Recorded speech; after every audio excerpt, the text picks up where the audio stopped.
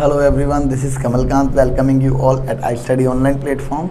So students, हम लोग जो फिजिकल केमिस्ट्री में हमारा टॉपिक पढ़ रहे थे वो था आपके पास थर्मोडायनेमिक्स 1 या उष्मागतिकी 1, जिसके अंदर हम लोगों ने लास्ट लेक्चर के अंदर स्टडी किया था आपके पास थर्मोडायनेमिक्स के इक्विलिब्रियम के प्रोसेसेस, जिसके अंदर हम लोगों ने बात की थी तीन तरह के। एक तो आपके पास था यांत्रिक साम्य, एक आपके पास था रासायनिक साम्य और तीसरा आपके पास था तापीय साम्य। फिर उसके बाद हम लोगों ने मूव किया हमारे नेक्स्ट टॉपिक की तरफ, जिसमें हमने बात की मात्रात्मक गुण और मात्रा स्वतंत्र गुणों के बारे में। क्लियर। फिर हम लोग हमारे नेक्स्ट टॉपिक की तरफ मूव किए, which was your thermodynamic processes या उष्मागतिकी के प्रक्रम, जिसमें आपने अलग अलग तरह के 6 टाइप्स के उष्मागतिकी प्रक्रम के बारे में बात की। पहला समतापीय प्रक्रम, जिसमें ताप परिवर्तन जो है वो क्या रहता है, शून्य, अर्थात dt is equal to 0। Second आपके पास था रुद्धोष्म प्रक्रम, जिसमें हम लोग क्या बोलते हैं कि आपके पास सिस्टम और सराउंडिंग के बीच में किसी भी तरह का ऊर्जा का आदान प्रदान जो है वो, उष्मा का आदान प्रदान जो है वो नहीं होगा, अर्थात dQ की वैल्यू क्या रहेगी, 0। थर्ड आपके पास है समदाबी प्रक्रम, जिसके अंदर हमने क्या बोला कि आपके पास तंत्र में जब कभी भी किसी भी प्रकार का प्रक्रम होगा तो उस दौरान उस प्रक्रम में आपके पास जो दाब है उसका वो क्या रहेगा, स्थिर रहेगा, अर्थात दाब में परिवर्तन जो है वो क्या होगा, शून्य होगा, अर्थात dP इज इक्वल टू 0। इसी तरह फोर्थ टाइप हमने पढ़ी सम आयतनी प्रक्रम। सम आयतनी प्रक्रम के अंदर हमने क्या बोला था कि आपके पास एक ऐसा प्रक्रम जिसमें तंत्र के अंदर आपके पास क्या होगा, दैट इज वॉल्यूम जो है वो, वॉल्यूम का चेंज जो है वो क्या रहेगा, 0, अर्थात उसमें आयतन का परिवर्तन देखने को नहीं मिलेगा। उसके बाद फिफ्थ टाइप आपने पढ़ा था साइक्लिक प्रोसेस या चक्रीय प्रक्रम। चक्रीय प्रक्रम के अंदर हमने क्या बात की थी कि किसी भी तंत्र के अंदर बहुत सी अवस्थाओं का परिवर्तन आएगा, परंतु परिवर्तन आने के बावजूद भी वो आपके पास क्या करेगा, वापस से अपने प्रारंभिक अवस्था में आ जाएगा, और उस प्रारंभिक अवस्था में आने को हमने क्या बोला, आपके पास चक्रीय प्रक्रम। क्लियर। और उसके बाद हम लोगों ने डिस्कशन की आपके पास उत्क्रमणीय और अनुत्क्रमणीय प्रक्रम के बारे में और उनके डिफरेंस के बारे में। तो ये हमने सारा टॉपिक पढ़ा था आपके लास्ट लेक्चर के अंदर। अब हम लोग मूव करते हैं हमारे नेक्स्ट टॉपिक की तरफ, that one is the internal energy या आंतरिक ऊर्जा। तो हमारा जो नेक्स्ट टॉपिक है वो आपके पास क्या है, दैट इज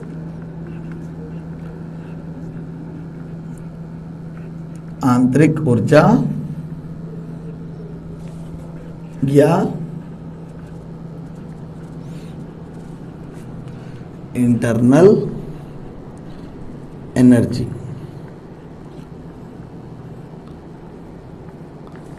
आंतरिक ऊर्जा या इंटरनल एनर्जी के बारे में।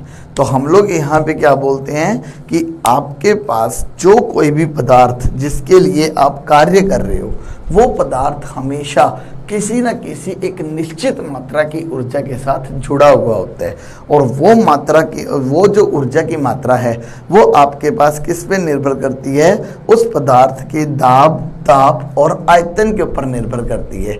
उसे आपके पास जनरली क्या बोला जाता है, आंतरिक ऊर्जा। तो हम लोग सिंपली क्या बोलते हैं कि आपके पास प्रत्येक पदार्थ जो है वो ऊर्जा की एक निश्चित मात्रा के साथ जुड़ा रहता है। जो आपके पास ऊर्जा की वह मात्रा उसके दाब, ताप व आयतन पर निर्भर करती है, उस ऊर्जा की मात्रा को हम लोग नॉर्मली क्या बोलते हैं, आपके पास आंतरिक ऊर्जा। क्लियर। तो हम लोग सिंपली क्या बोलेंगे कि आपके पास प्रत्येक पदार्थ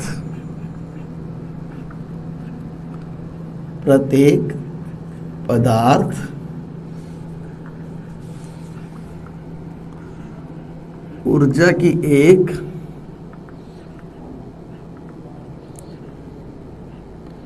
निश्चित मात्रा के साथ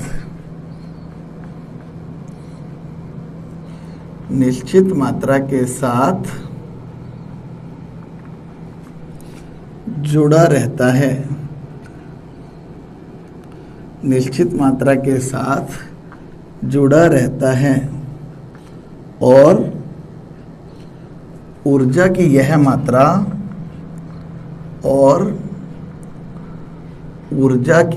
मात्रा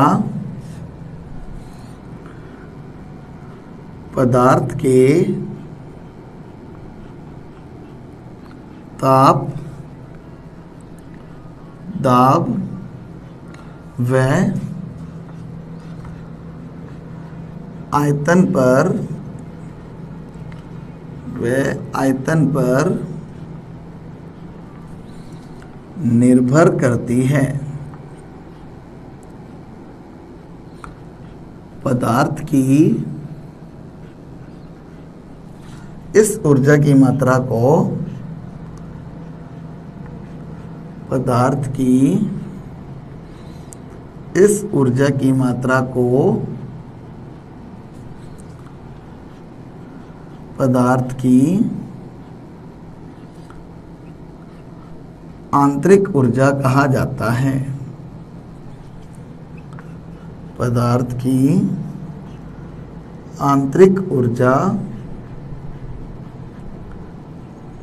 कहा जाता है। तो हमारे पास सिंपल सी चीज़ है कि आपके पास प्रत्येक पदार्थ जो है वो ऊर्जा की एक निश्चित मात्रा से जुड़ा हुआ है, जो किस पे डिपेंड करती है, ताप, दाब व आयतन के ऊपर। तो उस ऊर्जा की मात्रा को हम लोग क्या बोल देंगे, आपके पास आंतरिक ऊर्जा। अब क्वेश्चन यहाँ पे क्या आता है एक छोटा सा, कि किसी भी पदार्थ के लिए ये तो हमें पता लग गया कि आंतरिक ऊर्जा क्या है, पर अब क्वेश्चन ये है कि क्या हम इस आंतरिक ऊर्जा को ज्ञात कर सकते हैं। तो हम लोग यहाँ पे क्या बोलते हैं कि किसी भी पदार्थ की जो आंतरिक ऊर्जा है उसका सही मान ज्ञात करना जो है वो संभव नहीं है। क्यों? क्योंकि आपके पास जो ये आंतरिक ऊर्जा है ये बहुत सारी ऊर्जाओं का जो है वो योग होती हैं, और उन योग के अंदर बहुत सी ऊर्जा ऐसी होती है जिन्हें आप ज्ञात नहीं कर सकते। अगर आप उन ऊर्जाओं की मात्रा ज्ञात नहीं कर सकते हो तो इसका मतलब आप लोग आंतरिक ऊर्जा का भी सही मान जो है वो ज्ञात नहीं कर पाओगे। क्लियर? तो हम लोग सिंपल सी बात क्या बोलते हैं कि आपके पास जो आंतरिक ऊर्जा होती है ये बहुत सी ऊर्जाओं का योग होती है। तो हमारे पास सिंपल सी बात देखी जाए तो आंतरिक ऊर्जा किस किस का योग है, इसमें इलेक्ट्रॉनिक ऊर्जा,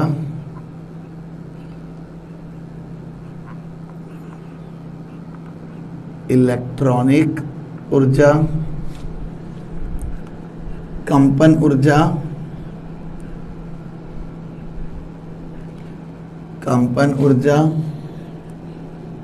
घूर्णन ऊर्जा प्लस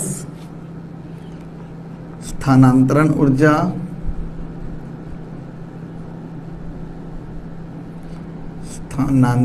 ऊर्जा,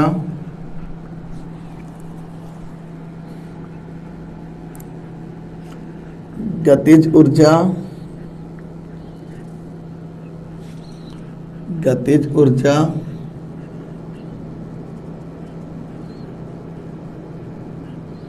स्थितिज ऊर्जा,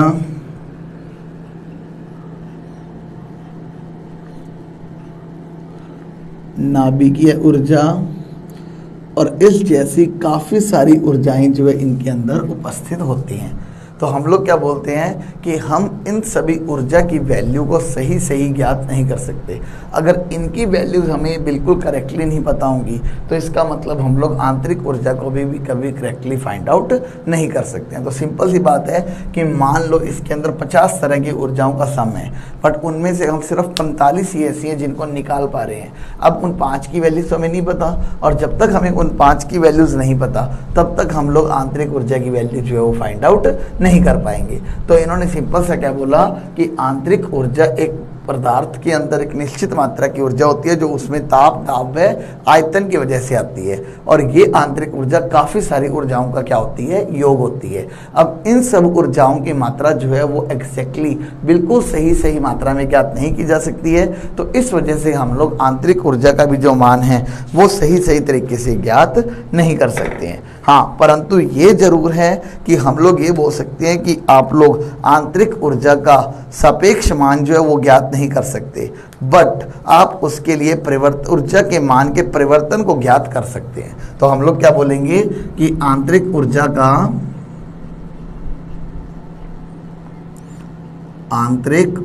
का निरपेक्ष मान, आंतरिक ऊर्जा का निरपेक्ष मान ज्ञात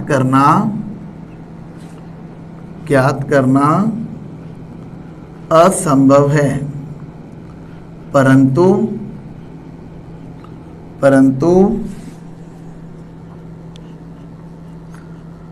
आंतरिक ऊर्जा के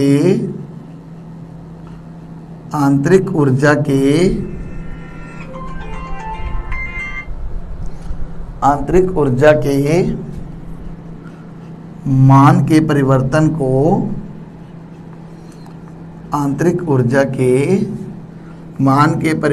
को ज्ञात किया जा सकता है। आंतरिक ऊर्जा के मान के परिवर्तन को ज्ञात किया जा सकता है कि आप उसकी एग्जैक्ट वैल्यू तो नहीं निकाल सकते, बट किसी भी प्रक्रम के दौरान या किसी भी प्रोसेस के दौरान उसकी आंतरिक ऊर्जा के मान में कितना परिवर्तन आया है उसे आप बहुत इजीली क्या कर सकते हो, कैलकुलेट कर सकते हो। इसे रिप्रेजेंट किससे किया जाता है, डेल्टा यू से। इसका मतलब क्या है, आंतरिक ऊर्जा में परिवर्तन।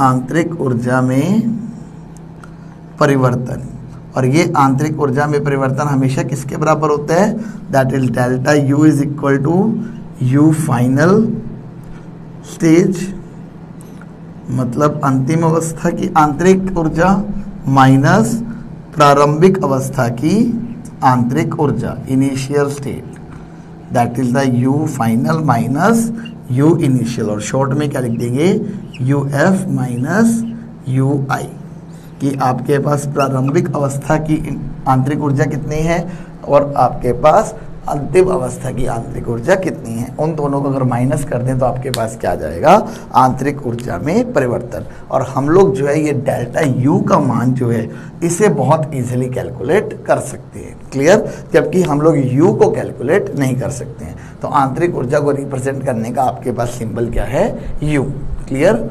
अब आपके पास एक नेक्स्ट क्वेश्चन आता है कि सिद्ध कीजिए कि आंतरिक ऊर्जा एक अवस्था फलन है। अब यहाँ पे एक टर्म आई है अवस्था फलन, तो पहले हमें इन चीज़ों को समझना पड़ेगा कि ये क्या होते हैं। यहाँ पे आपके पास दो तरह के टॉपिक होते हैं, एक होता है अवस्था फलन और एक होता है पथ फलन। तो इन दोनों चीज़ों को पहले हमें समझना पड़ेगा, फिर हम लोग इस क्वेश्चन के बारे में डिस्कशन करेंगे, क्लियर। तो पहले हम लोग क्वेश्चन लिख लेते हैं और इन दो टॉपिक्स को पहले डिटेल में समझ लेते हैं, क्लियर। तो आपके पास देखो क्वेश्चन क्या है, सिद्ध कीजिए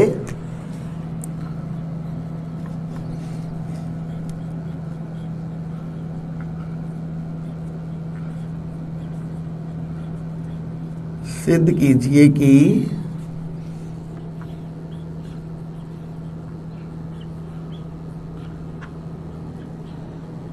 आंतरिक ऊर्जा परिवर्तन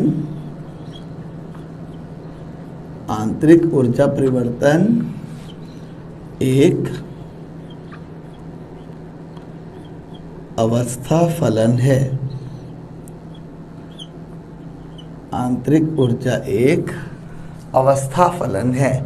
अब इस क्वेश्चन को तो हम लोग बाद में डिस्कस करेंगे, पहले दो टर्म्स हैं उन्हें डिस्कस करते हैं। कौन कौन सी, एक तो है आपके पास अवस्था फलन और एक आपके पास है पथ फलन।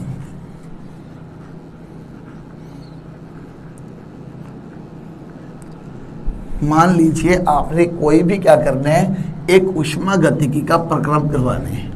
तो ऊष्मागतिकी के प्रक्रम के लिए आपके पास एक सिंपल सी चीज होगी कि आप उसे क्या करोगे, एक प्रारंभिक अवस्था से शुरू करोगे और उसे एक अंतिम अवस्था तक लेकर के जाओगे, क्लियर।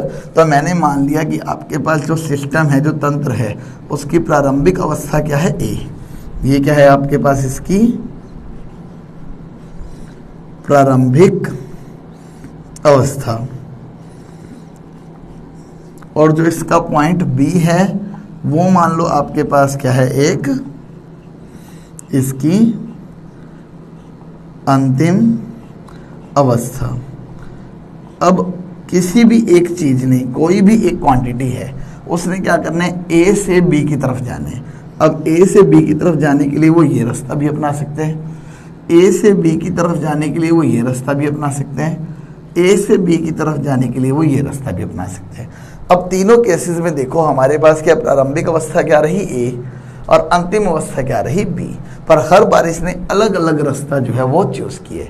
तो हम लोग क्या बोलते हैं कि वे अवस्था चर, आपके पास वे चर जिन्हें केवल तंत्र की प्रारंभिक अवस्था व अंतिम अवस्था के साथ द्वारा ज्ञात किया जाता हो और वे पथ पर निर्भर ना करते हों, ऐसे फलन को क्या कहा जाता है, अवस्था फलन। क्लियर? तो हम लोग क्या बोलेंगे, वे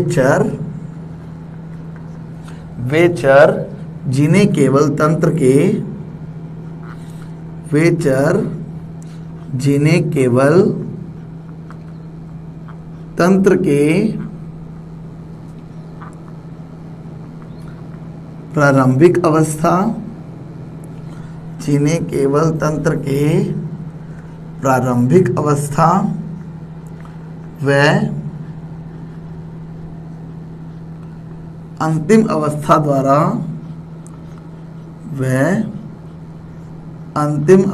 द्वारा ज्ञात किया जाता हो, अंतिम अवस्था द्वारा ज्ञात किया जाता हो तथा ये चर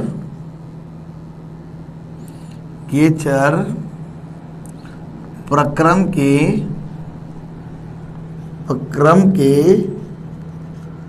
पथ पर निर्भर न करते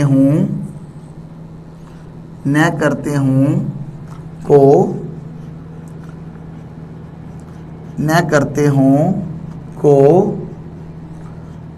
अवस्था फलन कहा जाता है।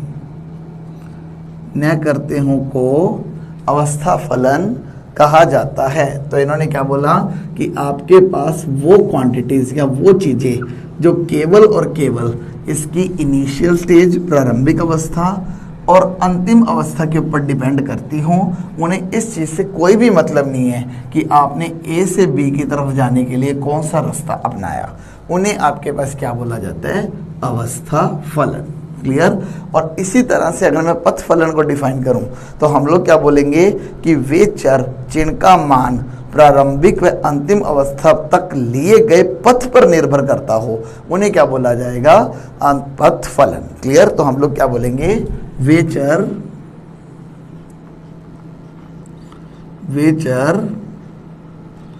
जिनका मान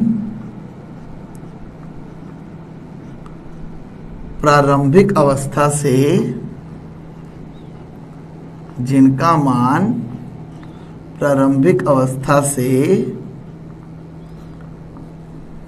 अंतिम अवस्था तक लिए गए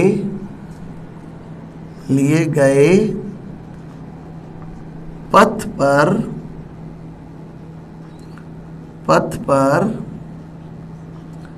निर्भर करता हो को पथ फलन कहा जाता है, पथ फलन कहा जाता है। क्लियर? तो आपके पास क्या है, ऐसे चर जो सिर्फ प्रारंभिक और अंतिम अवस्था के ऊपर निर्भर करते हैं उन्हें क्या बोल देंगे, अवस्था फलन, और जो उसके द्वारा लिए गए पथ पर निर्भर करता हो उसे क्या बोल देंगे आप लोग, पथ फलन। अगर इसी चीज़ को एक एग्जाम्पल के थ्रू समझाऊं तो मैं एक सिंपल सी एग्जाम्पल ले सकता हूं कि मान लीजिए आप एक स्टूडेंट की बात करते हैं कि कोई भी एक स्टूडेंट है, उसके लिए प्रारंभिक अवस्था क्या है, उसका घर। क्लियर? और अंतिम अवस्था जो है वो उसका क्या है, उसका स्कूल या कॉलेज। क्लियर? तो आपको घर से स्कूल की तरफ जाना है। अब देखिए आपने यहाँ से यहाँ तक चलना शुरू किया, मतलब आपके पास, आपने घर से चलना शुरू किया, आप स्कूल तक जाना है। अब घर से स्कूल तक आने के लिए आप इस रास्ते को भी ले सकते हो कि आप बिल्कुल सीधा सीधा जो सीधा रास्ता है वहाँ से आओ। आप थोड़ा सा टेढ़ा मेढ़ा रास्ता भी ले सकते हो, क्लियर, कि गलियों में से होके निकल के आओ। या आप क्या कर सकते हो, एक बड़ा रास्ता लो, एक हाईवे से होकर के आप स्कूल पहुंचो, क्लियर। बट आपके पास देखो, जो स्कूल में आपके टीचर्स प्रेजेंट हैं, उन्हें इस चीज़ से कोई मतलब नहीं रहेगा कि आप लोग किस रास्ते से आ रहे हो, अगर आप स्कूल टाइम से पहुंच जाते हो तो। अगर आप स्कूल टाइम से पहुंच रहे हो तो ऑब्वियस सी बात है कि स्कूल में प्रेजेंट टीचर को इस चीज़ से कोई मतलब नहीं है कि आप कौन से रास्ते से आ रहे हो। तो इसका मतलब आपके पास वो टीचर जो है उसे सिर्फ और सिर्फ किससे मतलब है कि आप घर से चले और आप कहाँ पहुंच गए, अपने स्कूल पर। मतलब आपके पास जो टीचर है वो सिर्फ और सिर्फ किस पर डिपेंड कर रहे हैं, आपकी प्रारंभिक अवस्था पर और आपकी अंतिम अवस्था पर, वह पथ पर निर्भर नहीं कर रहा। तो इसका मतलब आपका टीचर एक तरह से क्या हो गया, अवस्था फलन हो गया। बट यहीं पर अगर आपके पेरेंट्स की बात की जाए तो अब देखो, पेरेंट्स को इस बात से फर्क पड़ेगा कि आप घर से स्कूल तक इस रास्ते से जा रहे हो, इस रास्ते से जा रहे हो या इस रास्ते से जा रहे हो। क्यों? क्योंकि जितना छोटे रास्ते से जाओगे उतना आपका बाइक में पेट्रोल कम लगेगा, जितना बड़े रास्ते से जाओगे उतना बाइक में पेट्रोल ज़्यादा लगेगा, और अगर बाइक में पेट्रोल ज़्यादा लगेगा तो उससे पेरेंट्स को तो फ़र्क पड़ेगा। तो अब पेरेंट्स को इस बात से फ़र्क पड़ रहा है कि आपके पास घर से स्कूल तक जाने के लिए काफ़ी सारे रास्ते हैं, आप किस रास्ते का इस्तेमाल करोगे, क्लियर। उन्हें आपकी प्रारंभिक और अंतिम अवस्था तो पता ही है, बट उनके ऊपर मेन जो फर्क पड़ रहा है वो किसका पड़ रहा है, पथ का पड़ रहा है। तो ऐसी चीजें जिनके ऊपर पथ पर निर्भर हों, ऐसे चर जो पथ पर निर्भर हों, उन्हें हम लोग क्या बोल देते हैं, आपके पास पथ फलन, क्लियर। तो आपके पास पथ फलन जो है पूरे के पूरे थर्मोडायनेमिक्स में, पूरी ऊष्मागतिकी में सिर्फ 3 हैं। तो इनके उदाहरण कौन कौन से हैं, एक तो कार्य, कि आपने जो वर्क किया है वो पथ फलन है, कि आपको जो कार्य करना है वो छोटे रास्ते के थ्रू करना है, बड़े रास्ते के थ्रू। क्योंकि अगर छोटे रास्ते से करोगे तो कार्य कम होगा, अगर बड़े रास्ते के थ्रू करोगे तो आपको वर्क ज़्यादा करना पड़ेगा। सेकंड ऊष्मा, और थर्ड ऊष्माधारिता। सिर्फ ये 3 क्वांटिटीज आपके पास हैं पूरे के पूरे थर्मोडायनेमिक्स में, जो क्या है, पथ फलन है, क्लियर। और इन 3 को छोड़ के बाकी जितने भी हैं वो सबके सब क्या हैं, अवस्था फलन। उदाहरण के लिए आंतरिक ऊर्जा में परिवर्तन, एंथैल्पी में परिवर्तन इत्यादि। अभी हम लोग इन क्वांटिटीज़ की तरफ पहुंचे नहीं हैं, तो हम लोग ज़्यादा डिस्कशन नहीं करेंगे। जैसे जैसे हम इन क्वांटिटीज़ को पढ़ते जाएंगे वैसे वैसे हम लोग बात करते जाएंगे। तो हमारे पास अब देखो, इन्होंने यही बोला है कि आप ये सिद्ध करके बताइए कि जो आंतरिक ऊर्जा परिवर्तन है, आंतरिक ऊर्जा में परिवर्तन है, वो क्या है, एक अवस्था फलन है। इस चीज़ को अब हमें प्रूव करके बताना है कि आपके पास आंतरिक ऊर्जा में जो भी परिवर्तन आया है वो उसकी सिर्फ और सिर्फ प्रारंभिक और अंतिम अवस्था के ऊपर डिपेंड कर रहा है, वो उसके द्वारा लिए गए तरीके या पाथ के ऊपर, पथ के ऊपर निर्भर नहीं कर रहे हैं, क्लियर। तो चलिए, इस चीज़ के लिए हमने अब क्या किया, अब इस क्वेश्चन को हम लोग सॉल्व करते हैं कि आपके पास आंतरिक ऊर्जा परिवर्तन जो है वो एक्चुअली में क्या है, एक अवस्था फलन है, कि वो उसकी केवल प्रारंभिक और अंतिम अवस्था के ऊपर निर्भर है, उसके द्वारा अपनाए गए तरीके या पथ के ऊपर निर्भर नहीं करते हैं, क्लियर। तो देखिए, अब हमने क्या किया, सबसे पहले एक तंत्र लिया, हमने सबसे पहले क्या किया, एक तंत्र लिया।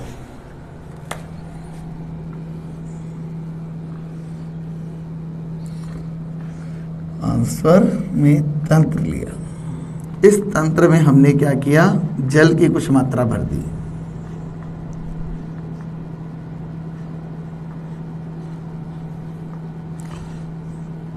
जल की मात्रा द्वारा भरा हुआ, क्लियर। अब आपने बोला कि मान लीजिए इस तंत्र की जो आंतरिक ऊर्जा है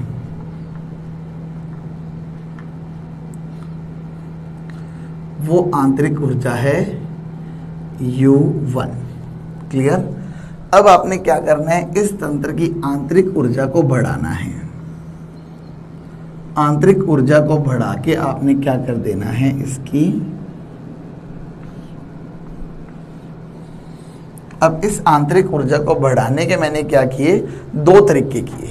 एक तो मैंने क्या किया, इसके ऊपर यांत्रिक कार्य किया,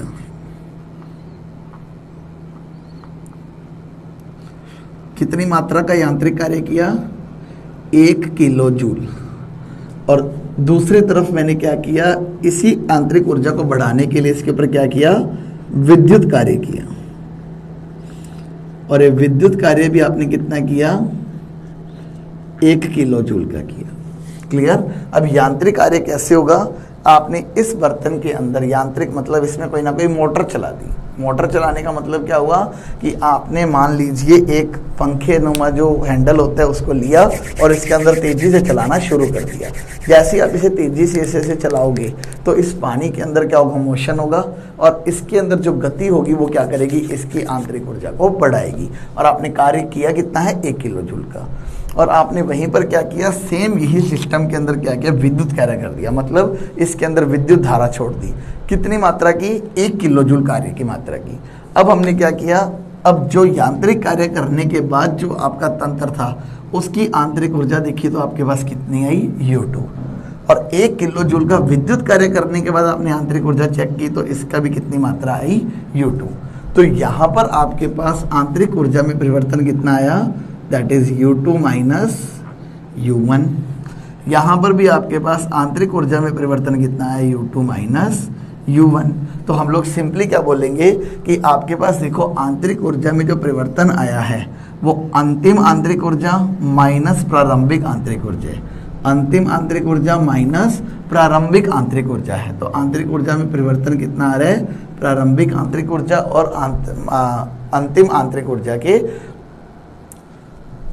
सब्ट्रैक्शन के बराबर। जबकि इसे इस चीज़ से कोई भी फर्क नहीं पड़ रहा है कि जो आपने इसकी आंतरिक ऊर्जा को बढ़ाया है उसके लिए तरीका कौन सा अपनाए। चाहे तो आप यांत्रिक कार्य कर लो तो भी उतना ही परिवर्तन आएगा, चाहे आप विद्युत कार्य कर लो तो भी उतना ही परिवर्तन आएगा, बशर्ते कि आपको जो कार्य किया है उसकी मात्रा हमेशा क्या होनी चाहिए, सेम।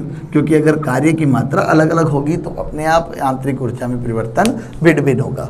हमने बोला कि कार्य की मात्रा सेम है परंतु कार्य का प्रकार अलग अलग है, तो उनके अंदर आपके पास आंतरिक ऊर्जा का परिवर्तन भी क्या है, समान। तो इसका मतलब ये इस बात पर निर्भर नहीं कर रहा कि यह परिवर्तन किस तरह लाया गया, ये इस बात पर निर्भर कर रहा है कि कितना परिवर्तन लाया गया। और कितना परिवर्तन लाया गया जो आपके पास किस पे डिपेंड करेगा, अंतिम अवस्था और प्रारंभिक अवस्था पे। तो इसका मतलब आंतरिक ऊर्जा परिवर्तन किस पे डिपेंड करता है, अंतिम अवस्था और प्रारंभिक अवस्था पर, ना कि उसके अंदर लाए गए परिवर्तन के प्रकार के ऊपर। तो इसलिए हम लोग डेल्टा U को क्या बोलते हैं, एक अवस्था फलन। क्लियर। तो इसे हम लोग क्या बोलेंगे, आपके पास एक अवस्था फलन। क्लियर, ओके चीज। तो ये था आपके पास आंतरिक ऊर्जा का बारे में। अब हम लोग चलते हैं हमारे नेक्स्ट टॉपिक की तरफ। तो नेक्स्ट टॉपिक जो है इसके अंदर वो क्या है, दैट वन इज द ऊष्मागतिकी का प्रथम नियम या फर्स्ट लॉ ऑफ थर्मोडायनेमिक्स और उसका मैथमेटिकल या गणितीय निरूपण, कि आपके पास मैथमेटिकली आप उसे कैसे रिप्रेजेंट करोगे। क्लियर। तो हम लोग यहाँ पे लिखते हैं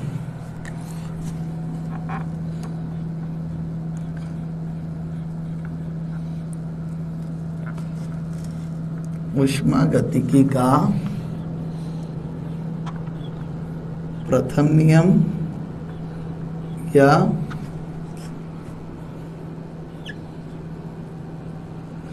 फर्स्ट लॉ ऑफ थर्मोडायनेमिक्स, और इसे हम लोग दूसरा नाम क्या देते हैं, दैट इज ऊर्जा का संरक्षण का नियम। इसे दूसरा नाम भी क्या दिया जाता है, ऊर्जा का संरक्षण का नियम या law of conservation of energy, law of conservation of energy. इसे हम लोग दूसरा नाम क्या दे देते हैं, law of conservation of energy या ऊर्जा के संरक्षण का नियम। और वैसे इसे क्या बोला जाता है, ऊष्मागतिकी का प्रथम नियम या फर्स्ट लॉ ऑफ थर्मोडायनामिक्स। तो देखिए सबसे पहले हम लोग बात करते हैं इसकी डेफिनेशन के बारे में कि आपके पास ऊष्मागतिकी का प्रथम नियम है क्या एक्चुअली। क्लियर। तो ऊष्मागतिकी का प्रथम नियम के बारे में अगर बात करें तो आपके पास क्या बोला जाता है, इसकी अलग अलग डेफिनेशन है। सबसे पहली डेफिनेशन तो देखिए आपके पास क्या है, जो बहुत फेमस भी है और जो बहुत ही यूज भी की जाती है, दैट इज ऊर्जा को न तो उत्पन्न किया जा सकता है और न ही नष्ट किया जा सकता है। ऊर्जा को न तो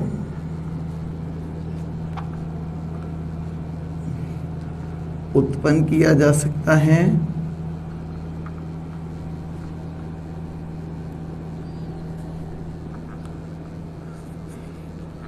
और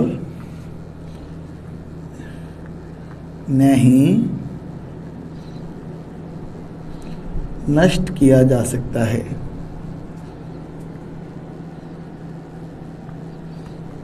न ही नष्ट किया जा सकता है, अपितु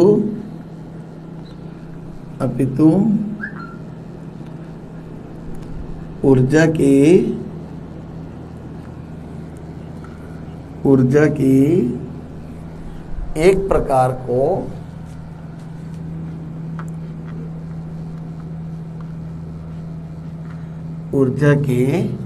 एक प्रकार को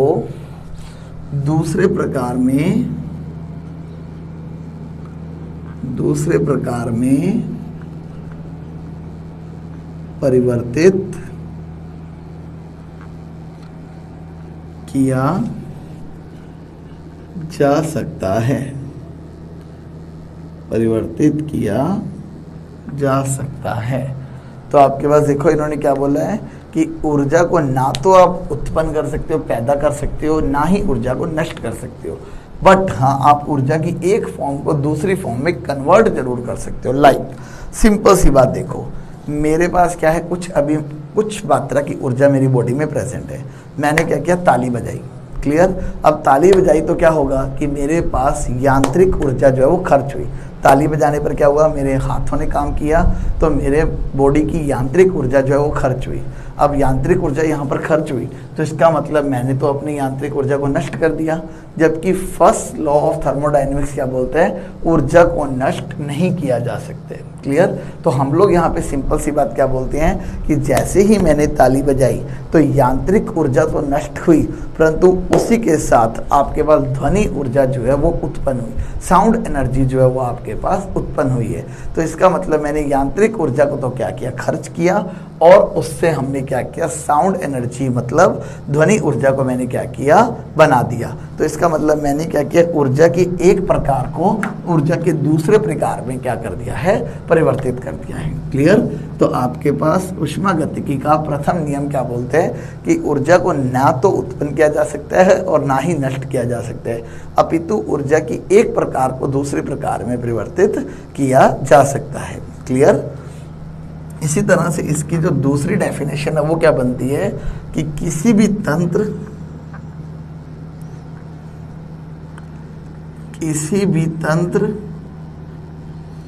व उसके पारिपार्श्विक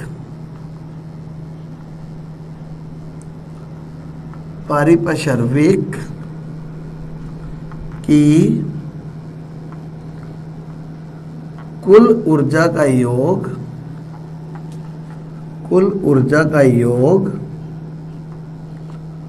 सदैव स्थिर रहता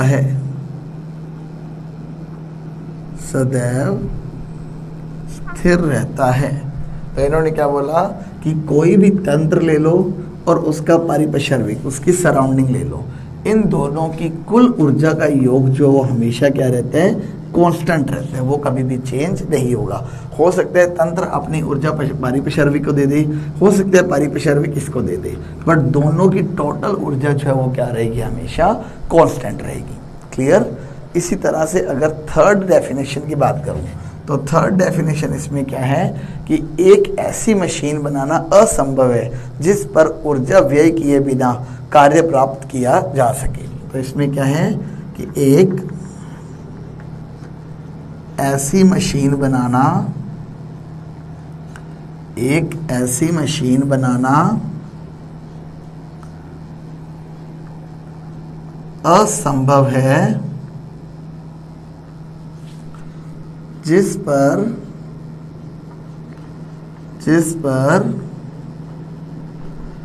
ऊर्जा व्यय किए बिना, जिस पर ऊर्जा व्यय किए बिना उससे कार्य प्राप्त किया जा सके, उससे कार्य प्राप्त किया जा सके। तो अगेन यहां पर भी आपके पास क्या चीज है कि आप अगर किसी चीज पे ऊर्जा का व्यय करोगे तभी उससे आपको कार्य प्राप्त होगा। मतलब ऊर्जा की एक फॉर्म दूसरी फॉर्म के अंदर क्या हो रही है, कन्वर्ट हो रही है। बट जब आप ऊर्जा को व्यय ही नहीं कर रहे हो तो उससे आप कार्य प्राप्त भी नहीं कर सकते। तो ऐसी एक मशीन बनाना असंभव है जिस पर आप किसी भी तरह की ऊर्जा का व्यय तो नहीं कर रहे बट कार्य प्राप्त कर पा रहे हैं। क्लियर।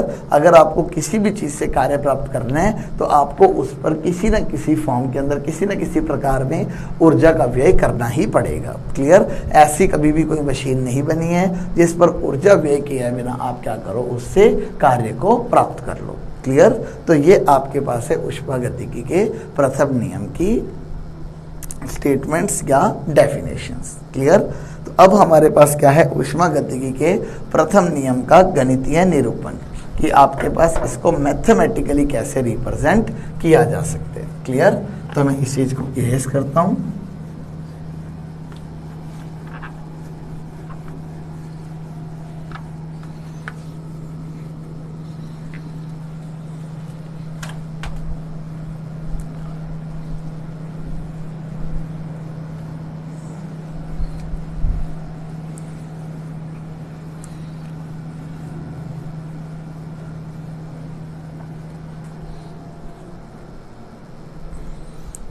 तो हेडिंग क्या है, ऊष्मागतिकी के प्रथम नियम का गणितीय निरूपण। अब इसकी मैथमेटिकल फॉर्म आपने बतानी है क्या होगी। क्लियर।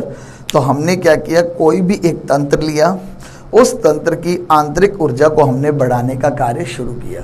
अब उस आंतरिक ऊर्जा को बढ़ाने के लिए हम लोग दो तरीके से काम कर सकते हैं। एक तो उस तंत्र को ऊष्मा प्रदान कर दो तो अभी उसकी आंतरिक ऊर्जा बढ़ जाएगी।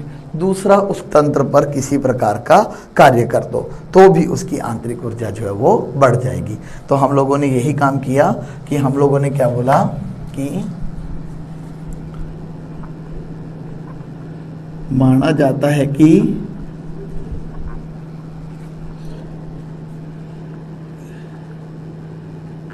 किसी तंत्र की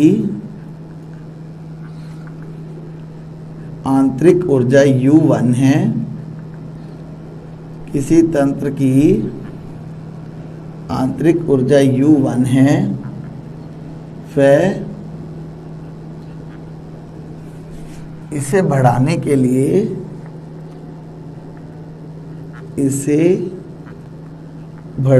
लिए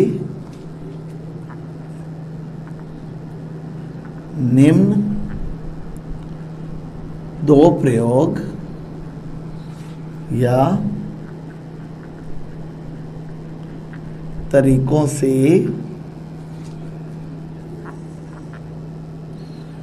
किया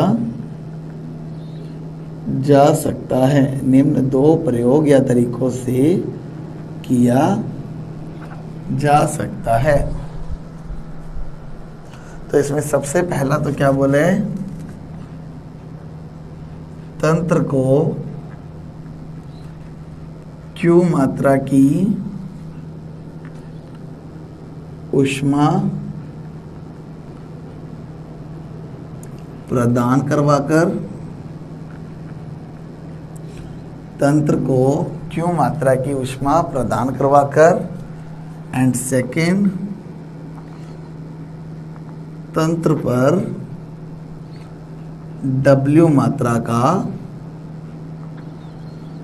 कार्य करके। तो हम लोग इस चीज को कैसे रिप्रेजेंट करेंगे, देखो हमने सबसे पहले क्या किया, एक तंत्र लिया, ये आपके पास एक तंत्र है, इसकी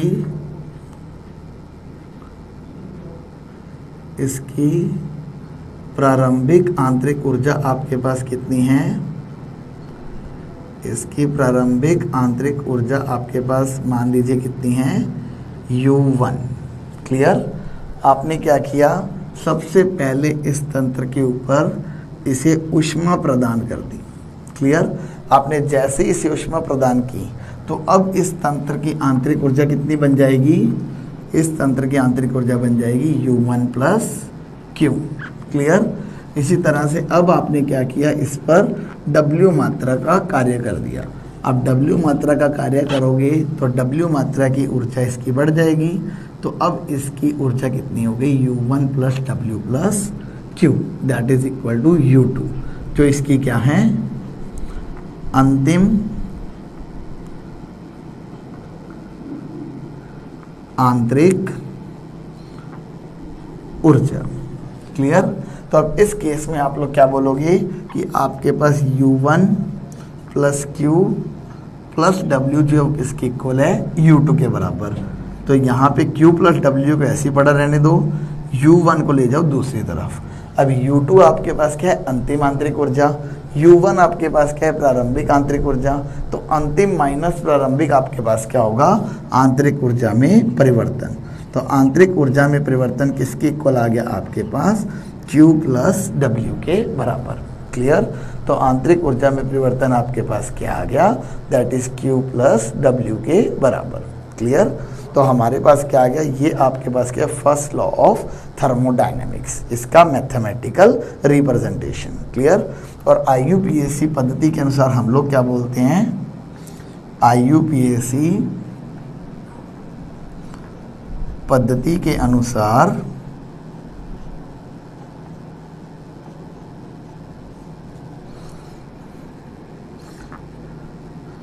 तंत्र द्वारा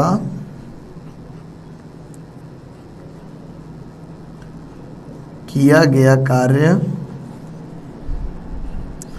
तंत्र द्वारा किया गया कार्य ऋणात्मक होता है, ऋणात्मक अर्थात नेगेटिव होता है।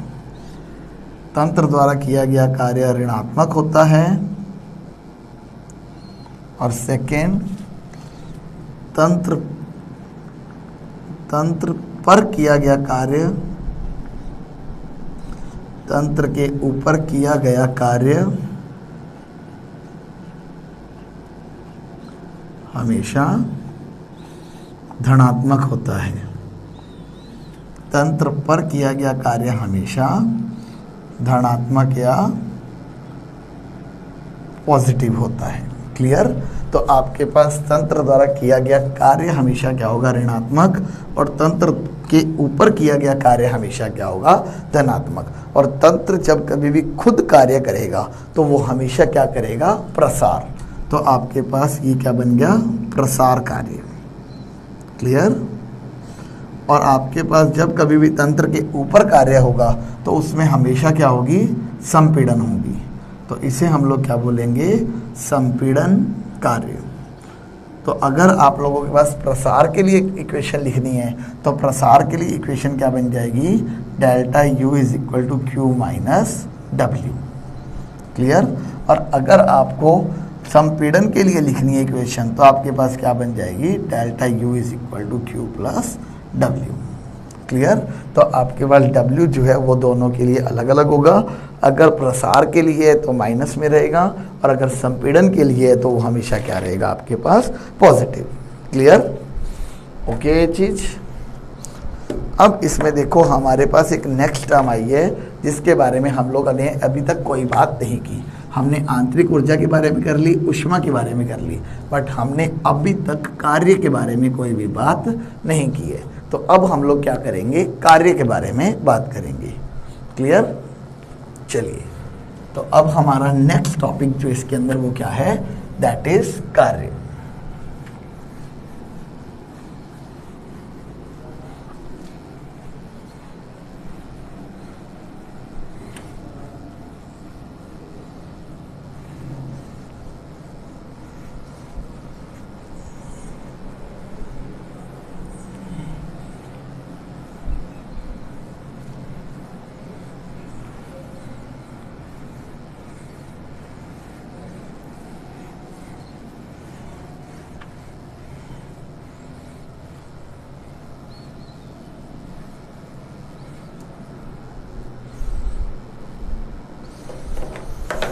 अब आते हैं हमारे पास नेक्स्ट टर्म, दैट इज कार्य या वर्क। अब देखो कार्य या वर्क को समझने के लिए हमने एक सिंपल सा कंसेप्ट उठाया, क्या कि आपके पास एक कंटेनर है, एक पात्र है, उस पात्र के अंदर आपने क्या किया है, एक घर्षणहीन पिस्टन लगा रखे है। ये आपके पास क्या है, पात्र, इसके ऊपर आपने क्या लगा रखा है, एक घर्षणहीन पिस्टन। क्लियर। इस पात्र के अंदर आपने क्या भरी हुई है, गैस, जिसका प्रेशर आपके पास कितना है, P गैस या P इंटरनल। क्लियर। और इधर से अगर आप कोई ऊपर से प्रेशर लगाते हो तो वो कितना होगा, P एक्सटर्नल। क्लियर। तो हम लोग देखिए इस चीज़ के अंदर क्या बोलते हैं कि अगर आपके पास P एक्सटर्नल ज़्यादा होगा और P गैस कम होगा तो ये पिस्टन जो है इस गैस के ऊपर कार्य करेगा और इसमें क्या होगी, संपीड़न होगी। क्लियर। इसी तरह से अगर आपके पास गैस का प्रेशर ज़्यादा हुआ और एक्सटर्नल प्रेशर कम हुआ तो ये पिस्टन ऊपर की तरफ मूव करेगा और गैस अब जो है वो क्या करेगी, पिस्टन के ऊपर कार्य करेगी। क्लियर। तो हम लोग क्या बोलते हैं कि तंत्र पर दबाव के कारण उसमें आयतन में परिवर्तन होने पर ऊर्जा में परिवर्तन आया है उसे हम लोग क्या बोलते हैं, कार्य बोलते हैं। क्लियर। तो आपके पास सिंपल सी चीज क्या है कि तंत्र पर दबाव के कारण उसके आयतन में जो परिवर्तन आएगा, उसके आयतन में परिवर्तन होने पर जो उसकी ऊर्जा में परिवर्तन आया है उसे हम लोग क्या बोलते हैं, कार्य बोलते हैं। क्लियर। तो हम लोग इसे डिफाइन कैसे करेंगे, दैट इज तंत्र में दबाव के कारण उसके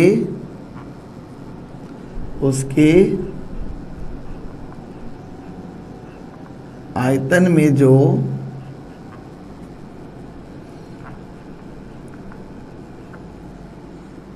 तंत्र में दबाव के कारण उसके आयतन में जो परिवर्तन आता है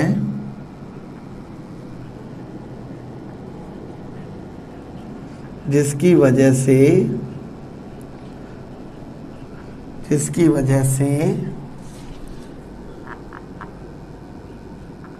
तंत्र की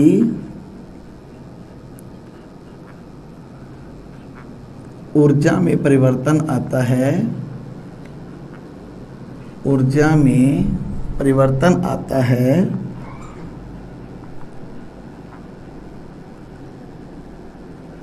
कार्य कहलाता है, कार्य कहलाता है। तो इसमें इसने सिंपल सी बात क्या बोली कि आपके पास तंत्र पर दबाव के कारण ऊर्जा में आए परिवर्तन होने पर तंत्र में दबाव के कारण उसके आयतन में परिवर्तन होने से जो उसकी ऊर्जा में परिवर्तन आता है वो हमेशा आपके पास क्या होता है, कार्य। और इस कार्य को आप लोग कैसे लिखते हैं, that is W is equal to F into DL। F यहाँ पे आपके पास क्या है, बल, अर्थात कार्य इज इक्वल टू बल मल्टीप्लाइड बाय विस्थापन, कि कितना आपके पास आयतन में विस्थापन हुए। क्लियर? तो बल मल्टीप्लाइड बाय विस्थापन, तो कार्य किसके बराबर है, दैट इज बल मल्टीप्लाइड बाय विस्थापन। और दूसरी चीज हम लोग यहाँ पे क्या बोलेंगे कि अगर आपके पास इस केस में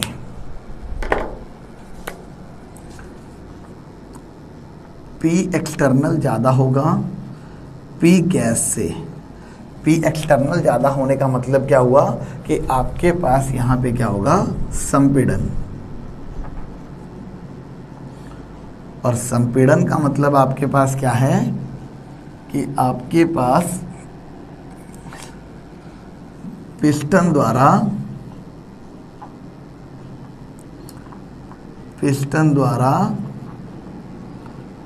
तंत्र पर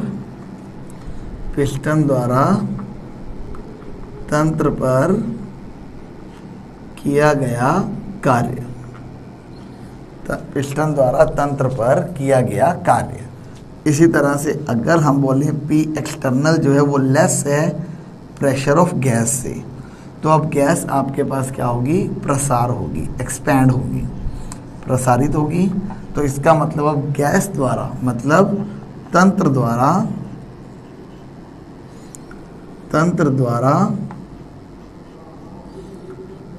पिस्टन पर, तंत्र द्वारा पिस्टन पर किया गया कार्य, तंत्र द्वारा पिस्टन पर किया क्या कार्य, और वो आपके पास क्या बन गया, पिस्टन द्वारा तंत्र पर किया गया कार्य। क्लियर? ओके ये चीज। तो कार्य आपके पास एक्चुअली में क्या है कि जो भी ये दबाव होता है, इस दबाव के कारण उसके आयतन में परिवर्तन आता है, और आयतन में परिवर्तन की वजह से उसकी ऊर्जा में जो परिवर्तन आता है उसे क्या हम लोग बोलते हैं, कार्य। क्लियर? और इसे जनरली कैसे लिखा जाता है, बल मल्टीप्लाइड बाय विस्थापन, F इंटू DL। क्लियर? चलिए अब हम लोग चलते हैं हमारे नेक्स्ट टॉपिक की तरफ।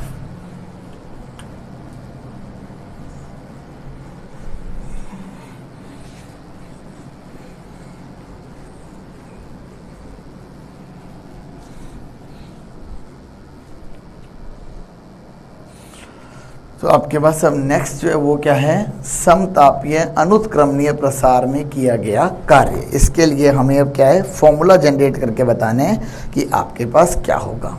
क्लियर? तो सबसे पहले हेडिंग लिख लेते हैं।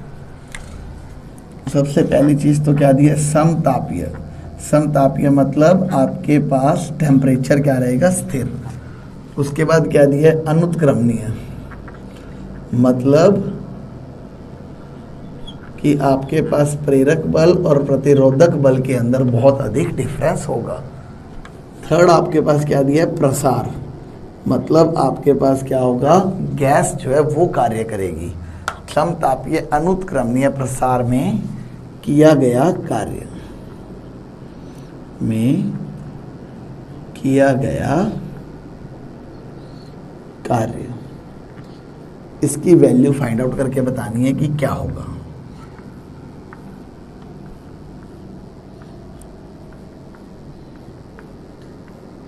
देखिए सबसे पहले इन तीनों वर्ड्स का मतलब लिख लेते हैं कि आपके पास समतापीय होने का मतलब क्या है, समतापीय मतलब dt इक्वल टू 0। क्लियर? दूसरा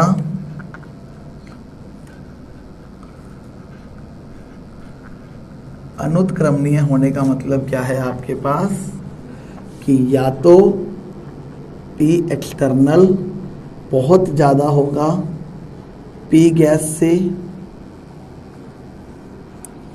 या P एक्सटर्नल बहुत कम होगा P गैस से। ये ऑलमोस्ट बराबर नहीं होंगी, क्योंकि ऑलमोस्ट बराबर आपके पास ये किस केस में होते हैं, उत्क्रमणीय के केस में। क्लियर? और थर्ड कंडीशन आपको क्या दी है, प्रसार। और प्रसार का मतलब हमेशा क्या होता है, कार्य गैस के द्वारा किया गया, मतलब प्रेशर ऑफ गैस जो है वो क्या है, बहुत ज़्यादा है एक्सटर्नल से। क्लियर? तो इसका मतलब आपके पास ये कंडीशन हो गई ख़त्म। क्लियर? तो इसका मतलब एक तो प्रेशर ऑफ गैस ज़्यादा है एक्सटर्नल से, बहुत ज़्यादा है वो अनुत्क्रमणीय ने बताया, समतापीय ने क्या बताया कि टेम्परेचर क्या रहेगा, ऑलमोस्ट 0 रहेगा। क्लियर? अब इस चीज़ के अंदर देखो, हमें इसकी वैल्यू को फाइंड आउट करना है कि आपके पास क्या रहेगा। अगेन सबसे पहले हम लोग वही अपना सिस्टम ले लेते हैं, एक पात्र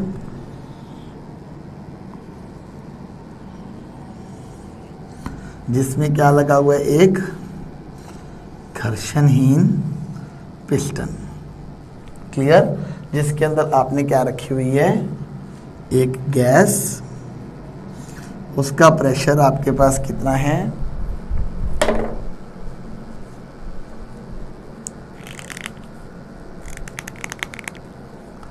इसका प्रेशर आपके पास कितना है, that is pressure of gas मान लिया मैंने।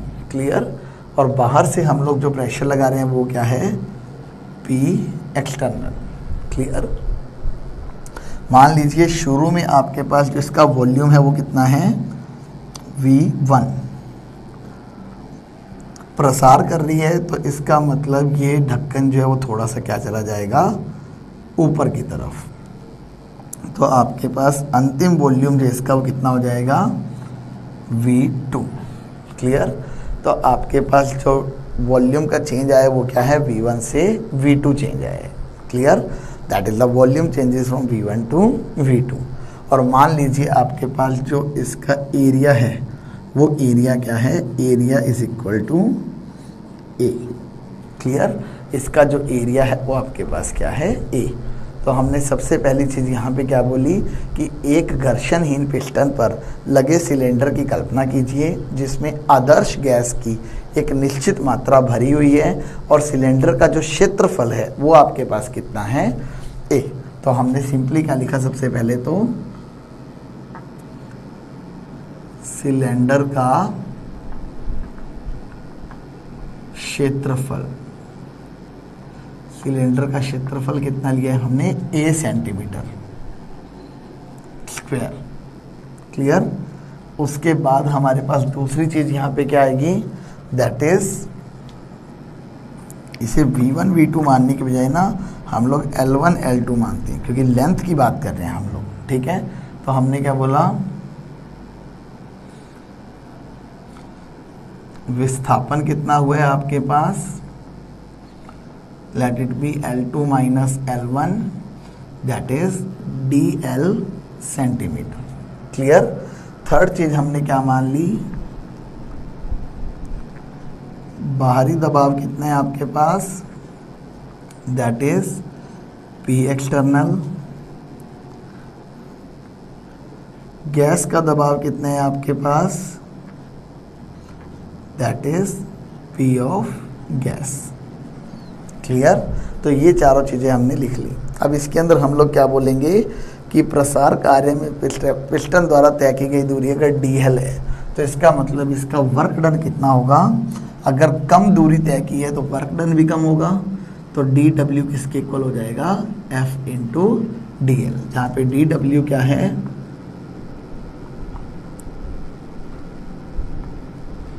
बहुत कम किया गया कार्य, बहुत कम किया गया कार्य। F क्या चीज़ है आपके पास, बल। DL क्या है, प्रसार कार्य में विस्थापन। क्लियर? अब हमें बताए कि आपके पास जो फोर्स है वो किसके इक्वल होता है, प्रेशर इनटू एरिया के बराबर होते हैं। क्लियर? तो आपके पास देखो फोर्स कहाँ से लगेगा, बाहर वाली साइड से, तो F किसके इक्वल होगा, P एक्सटर्नल इनटू A। तो ये आपके पास है इक्वेशन नंबर 1, ये आपके पास इक्वेशन नंबर 2।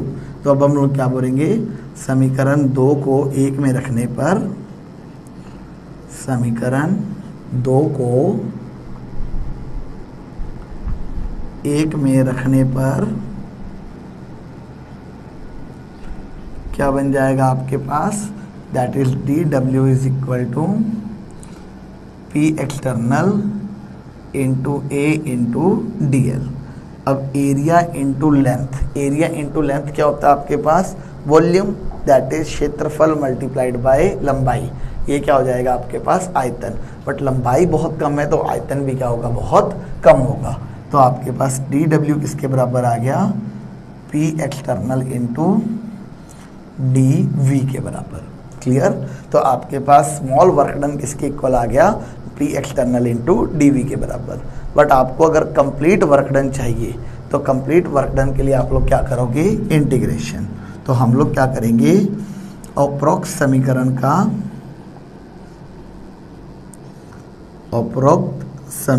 का समाकलन करने पर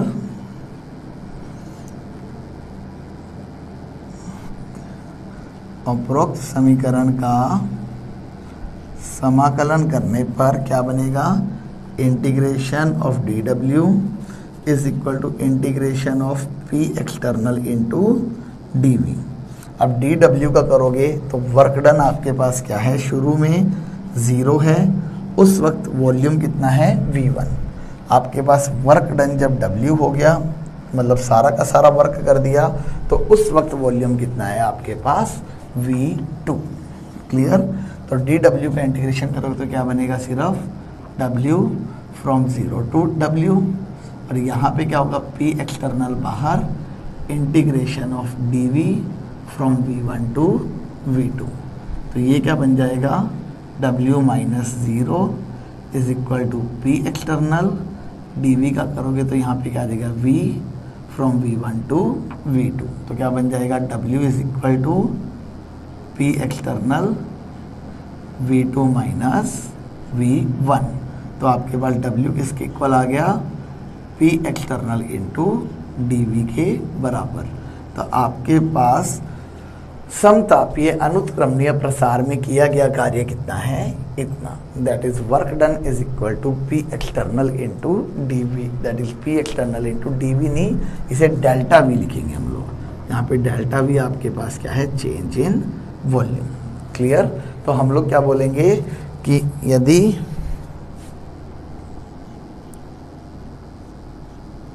कार्य प्रसार का है तो,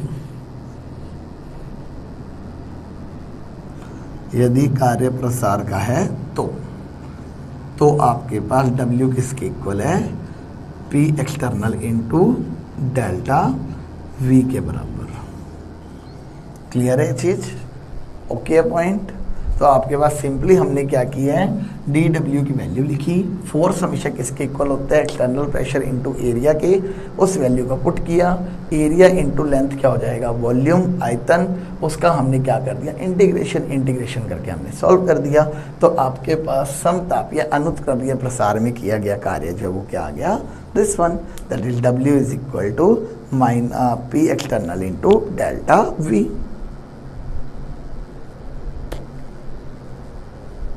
क्लियर, ओके है चीज।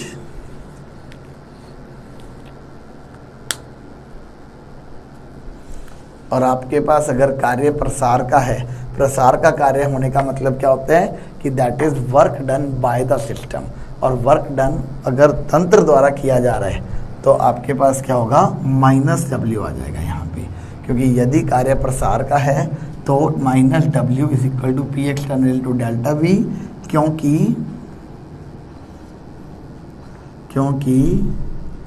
कार्य तंत्र के द्वारा किया जाता है, क्योंकि कार्य तंत्र के द्वारा किया जा रहा है, क्योंकि आपके पास जो कार्य है वो किसने किया है, तंत्र के द्वारा किया गया है। क्लियर।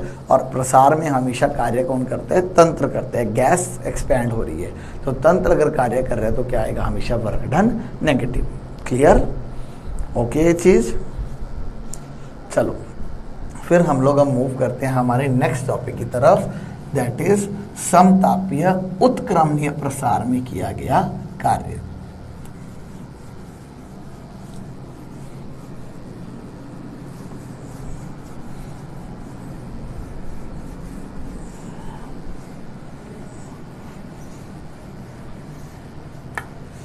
तो आपके पास अब हेडिंग क्या बन जाएगी, समतापीय उत्क्रमणीय प्रसार में किया गया कार्य।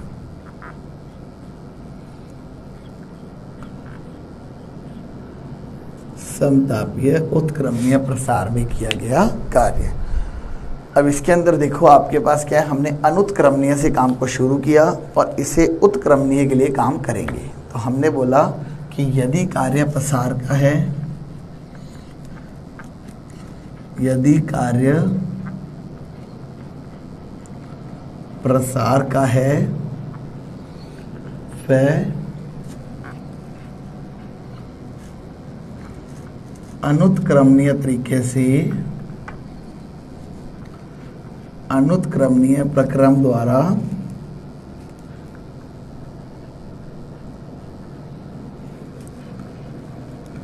किया जाता है, तो अनुत्क्रमणीय प्रक्रम द्वारा किया जाता है तो आपके पास W किसके इक्वल होगा, minus P external into delta V। अगर हम लोग बोलें यदि कम कार्य के बारे में, यदि कम कार्य के बारे में बात की जाती है, तो कम कार्य के बारे में बात की जाती है तो आपके पास क्या बन जाएगा, dW is equal to minus P external into dV। Clear. अगर कार्य में बहुत कम, आयतन में बहुत कम परिवर्तन आता है तो आपके पास कार्य में भी बहुत कम परिवर्तन आएगा। तो हमने dW को क्या ले लिया, minus P external into dV। Clear. अब हम लोग क्या बोल रहे हैं, यदि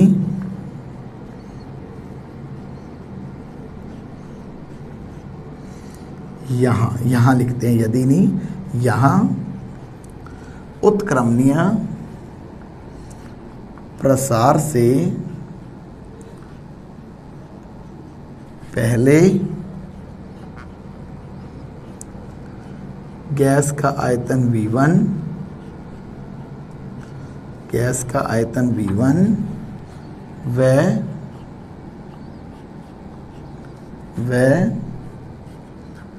प्रसार के बाद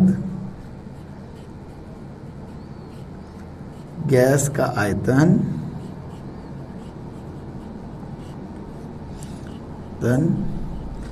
V2 है। क्लियर। तो आपके पास उत्क्रमणीय प्रसार से पहले गैस का आयतन V1 है और बाद में गैस का आयतन आपके पास क्या है, V2। क्लियर। अब हमें क्या करना है, इसका कंप्लीट निकालना है। तो हम क्या करेंगे, समीकरण 2 का समाकलन कर देंगे। क्लियर। तो हमने क्या किया, समीकरण 2 का समाकलन करने पर क्या बनेगा, समाकलन करने पर integration of dW is equal to integration of minus P external into dV। Clear. Okay चीज। यहाँ पे आपके पास, यहाँ पे वॉल्यूम के वर्क डन कितने हैं, 0 जब वॉल्यूम V1 है, W जब वॉल्यूम क्या है आपके पास, V2। क्लियर। तो हम लोग क्या बोलेंगे, let it be equation number 3। अब आपको पता है उत्क्रमणीय प्रक्रम के लिए क्या इक्वेशन थी, उत्क्रमणीय प्रक्रम के लिए हम लोगों ने बनाई थी ना, दैट इज कि P एक्सटर्नल जो है वो किसके इक्वल होगा, P internal plus minus DP, जहाँ पे डीपी आपके पास क्या है, बहुत कम दाब में परिवर्तन। तो समीकरण नंबर 4 को समीकरण नंबर 3 में रख देंगे। तो क्या लिखेंगे, समीकरण 4 को 3 में रखने पर क्या बन जाएगा आपके पास, that is integration dw from 0 to w is equal to minus integration v1 से v2, p एक्सटर्नल की जगह पे क्या आ गया, p internal plus minus dp into dv। Clear, ये चीज़ बन गई। अब यहाँ पे पहले तो इंटीग्रेशन सॉल्व कर दो, w from 0 to w, integration minus sign वैसे का वैसे ही, v1 से v2, यहाँ क्या बन जाएगा, p internal into dv plus minus dp into dv। Clear, तो आपके पास क्या बन गया, plus minus dp into dv।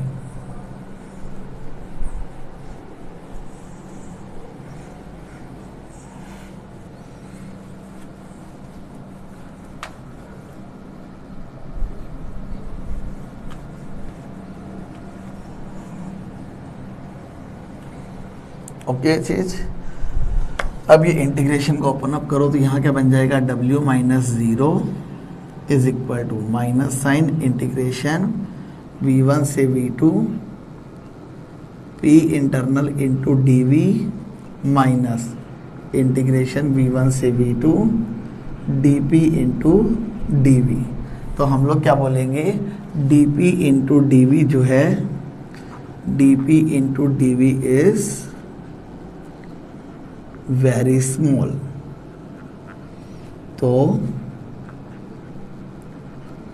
dp into dv को उपरोक्त समीकरण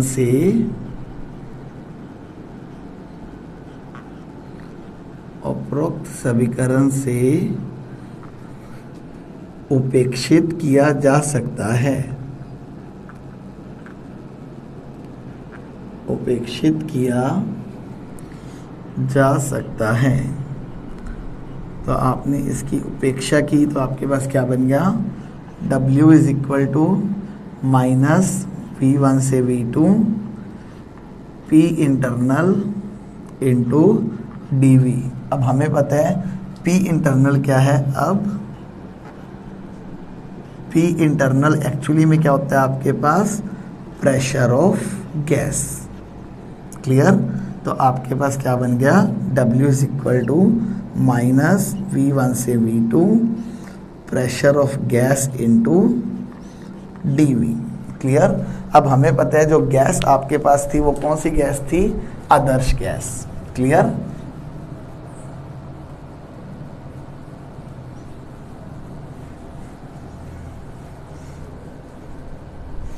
तो हम लोग क्या लिखेंगे, पिस्टन में उपस्थित आदर्श गैस के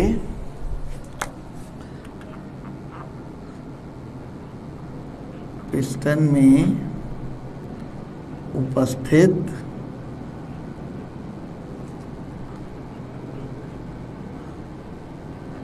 आदर्श गैस के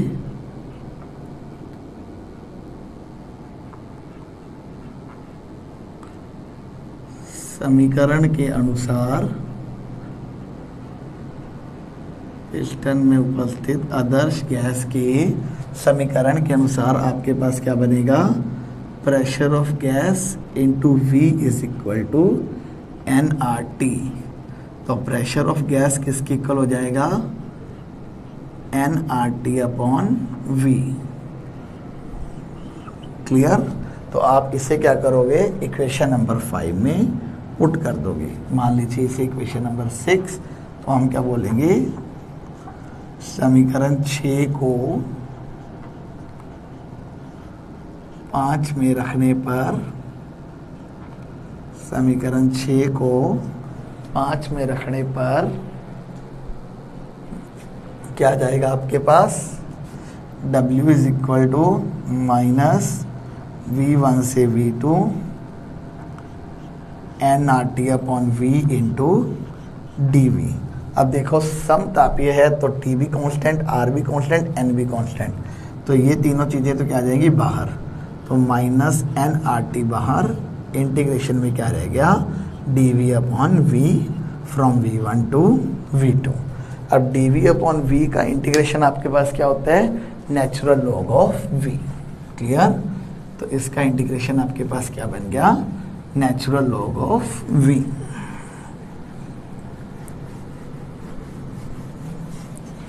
तो आपके पास देखो क्या आ जाएगा W is equal to minus N R T integration of log V from V one to V two.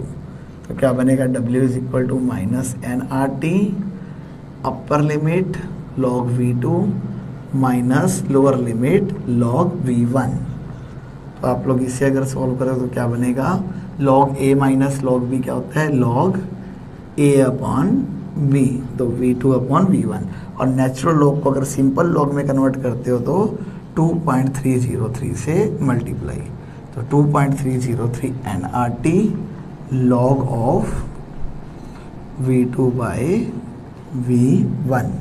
तो आपके पास जिसका वर्क डन है वो किसके इक्वल आ गया minus 2.303 N R T log of V two by V one. Clear?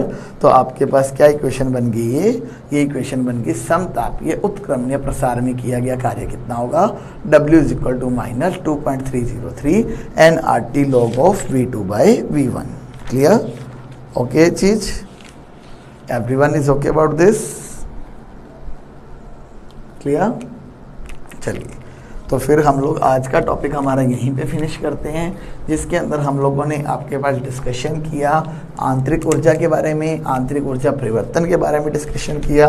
उसके बाद फिर हमारे पास इसमें आया था प्रथम ऊष्मागतिकी के प्रथम नियम के बारे में, और साथ में हमने बात की अवस्था फलन और पथ फलन के बारे में।